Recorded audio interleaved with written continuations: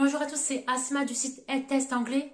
Aujourd'hui, je vous explique quand utiliser le gérondif, base verbale plus ing ou le verbe à l'infinitif avec tout avant.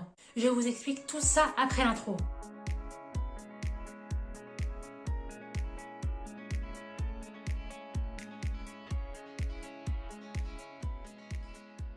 Alors cette vidéo fait suite à un commentaire que j'ai reçu dans lequel la personne me demandait la différence entre verbe ing ou la base verbale avec tout avant.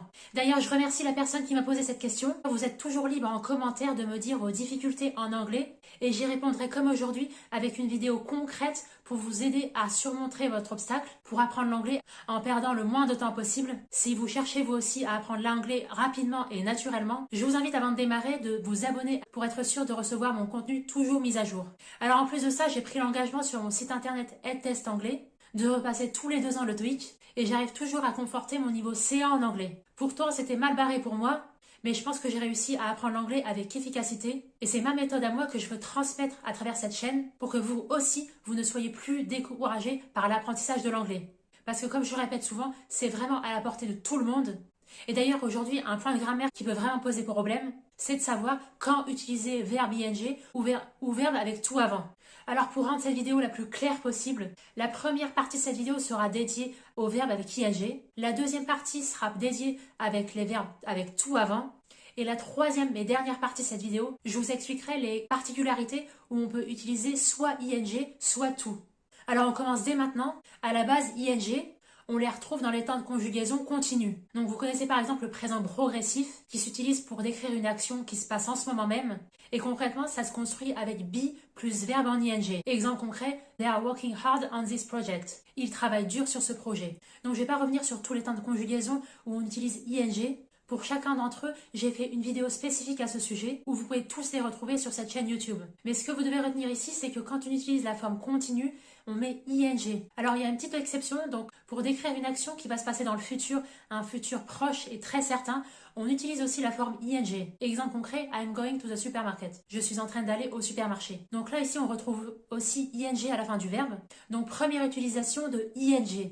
Alors ensuite, deuxième cas de figure où on retrouve ing, c'est quand le mot est utilisé comme sujet de la phrase au début de la phrase. Donc par exemple, watching movies is great. Donc en général en français, on va trouver le verbe au début de la phrase à l'infinitif. Tandis que en anglais, ça va être avec ing au début. Donc là, dans ces cas de figure, on utilise pour décrire une activité en général. Donc retenez bien qu'au début de la phrase en anglais, vous trouverez jamais le verbe à l'infinitif, contrairement au français. Donc ensuite, la troisième utilisation de ing en anglais, c'est lorsque vous aurez une préposition avant le verbe. Alors retenez bien qu'après toutes les prépositions, vous avez toujours un verbe ing après. Alors il y a une petite exception en anglais, je vais y revenir juste après vous avoir donné 2 petits exemples. She left without saying goodbye. Elle est partie sans dire au revoir. Donc là, ici, without préposition, c'est suivi de verbe en ing. Donc l'exception ici sur laquelle je voulais revenir, c'est to. La préposition to n'est jamais suivie d'un verbe en ing. Ça, je vais y revenir longuement dans la deuxième partie de cette vidéo. D'ailleurs, si vous avez du mal vous aussi avec les prépositions, j'en ai fait une vidéo dédiée à ce sujet où je vous récapitule toutes les prépositions les plus importantes en anglais. Alors ensuite, quatrième point dans cette grande partie verbe en ing, ce sont les expressions courantes qui sont suivies obligatoirement du gérondif en anglais. Donc la plus célèbre d'entre elles, I am looking forward to meeting you.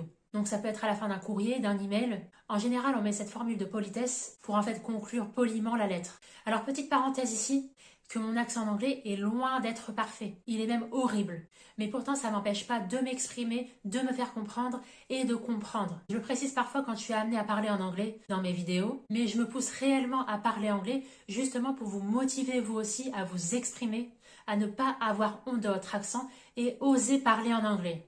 Donc ça, c'était pour la petite parenthèse. Je vais revenir maintenant sur les expressions courantes qui sont suivies de ing en anglais en vous redonnant 2-3 exemples. Un exemple courant que I don't mind working extra hours.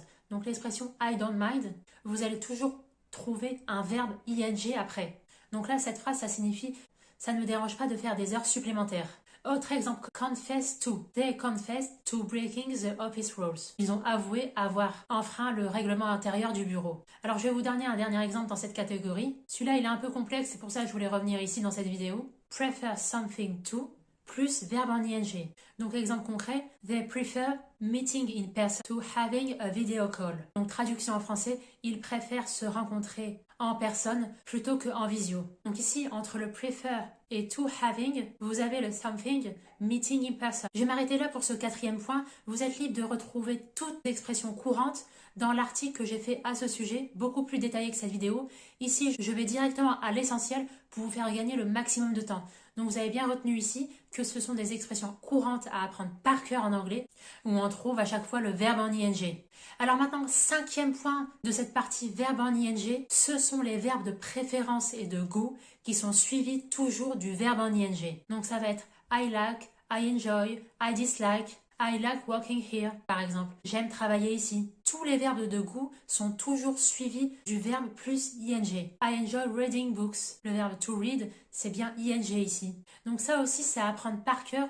Et une fois que vous avez déterminé les verbes qui sont suivis de ing, ça vous fera gagner un temps fou dans votre apprentissage de l'anglais. Alors maintenant, on passe à la 2e grande partie de cette vidéo.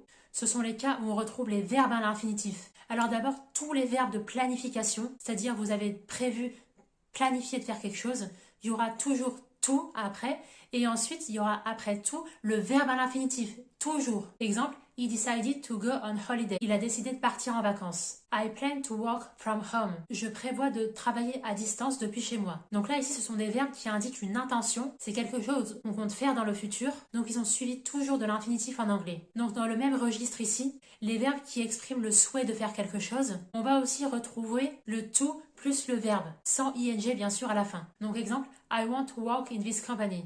Je veux travailler dans cette entreprise. I hope to travel abroad. J'espère pouvoir voyager à l'étranger. Donc là, c'est quelque chose qu'on souhaite faire, où on a aussi l'idée du futur.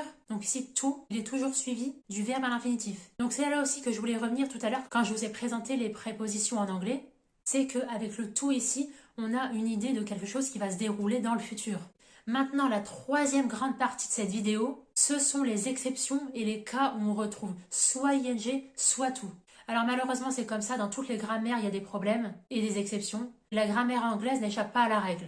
Je vais vous donner à chaque fois le même exemple, le même verbe, sauf que la première phrase, ça sera verbe ing, et la deuxième phrase, ça sera avec to. Donc la première phrase, I stopped working at 6 p.m. Je me suis arrêté de travailler à 18 heures. Donc là, c'est ferme, c'est définitif, je me suis arrêtée à telle heure. Alors ensuite, deuxième phrase, et là aussi, vous allez voir la subtilité avec l'intonation. I stopped to work on this project. Donc là, ici, la traduction en français, je me suis arrêtée pour travailler sur ce projet. Donc ici, ça sous-entend que j'étais en train de réaliser quelque chose, et j'ai arrêté cette première activité pour me consacrer à ce projet. Donc ici, le verbe avec to avant, je m'arrête pour commencer autre chose. Et là, ici, on retrouve un petit peu l'idée de quelque chose qu'on va faire à présent, dans un futur très très proche, avec le to ici. Donc là, ici, ça peut être un indicateur ici, si par exemple, vous passez un test en anglais et que vous avez le choix entre plusieurs propositions de réponse. Rappelez-vous ici qu'avec la préposition to, vous avez de grandes chances pour qu'il y ait un verbe à l'infinitif après. Tout dépend en fait de la sens de la phrase. Et je reviens ici sur test d'anglais,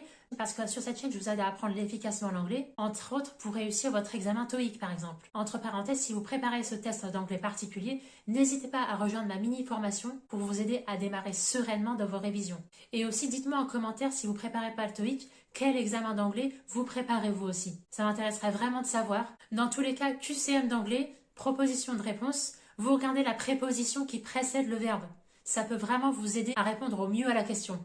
Alors pareil ici, quand vous allez tomber sur des verbes de perception, ça va être par exemple to see, to hear, to watch, ing ou to, va vraiment dépendre du contexte. Donc vraiment ce que je vous encourage à faire dès maintenant, c'est de lire en anglais. La lecture va vous aider à apprendre efficacement et naturellement l'anglais. Parce que ça va être des automatismes que vous allez acquérir et ensuite, de fil en aiguille, ça va venir tout seul en fait. Naturellement, vous allez pouvoir dire ici je mets un ing, ici je mets pas d'ing. En réalité, c'est comme ça que j'ai appris l'anglais et c'est comme ça que je souhaite le transmettre dans cette chaîne YouTube. Juste un petit conseil avant de partir, j'utilise l'application VOL Learning English. Elle existe depuis très longtemps et avec cette appli, j'écoute et je lis en même temps simultanément des articles de presse. C'est une application extrêmement qualitative et totalement gratuite. J'ai également fait une vidéo complète à ce sujet. Avant de partir, j'espère sincèrement que cette vidéo vous aura été utile.